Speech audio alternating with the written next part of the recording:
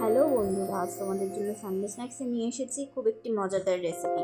একটি ডিম দিয়ে অতি সহজে তোমরা এই রেসিপিটি তৈরি করে নিতে পারবে। প্রথমে কড়াইয়ের মধ্যে আমরা একটু বাটার দিব, তারপর দুটো পাউরুটি দিয়ে সেটাকে লাল লাল করে ভেজে নেব।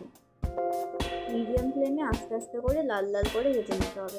দেখতে হবে পাউরুটিটা যাতে না পুড়ে যায়। এই যে আমাদের হয়ে গেছে পাউরুটি শেঁকা, তো সেটাকে আমরা নামিয়ে দেবো। একটা পাত্রে একটি ডিম নিয়ে তার মধ্যে পেঁয়াজ কুচি, লঙ্কা কুচি, ধনেপাতা কুচি, লবণ দিয়ে ভালো করে ফেটিয়ে নিতে হবে।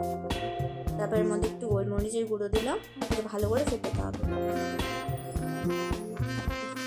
ভালো করে ফেটিয়ে নিতে হবে। ফেটিয়ে নেওয়ার পর এটা কড়াইয়ের মধ্যে তেল দেওয়ার পর সবার তো এর মধ্যে আমরা ডিমের গুঁড়োটা দিয়ে দিব।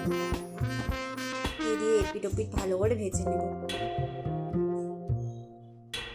যেরকমভাবে অমলেট তৈরি করতে হয় এটা সেভাবেই আস্তে আস্তে করে হালকা আঁচে ভেজে নিতে হবে। এই যে আমাদের এক পিঠ হয়ে গেছে, এটাকে আমরা পাল্টে দেবো।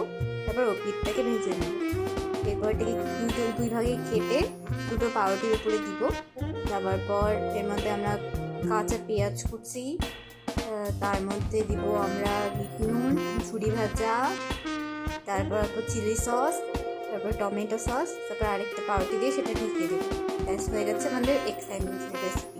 ভিডিওটি ভালো লাগলে অবশ্যই লাইক করবেন।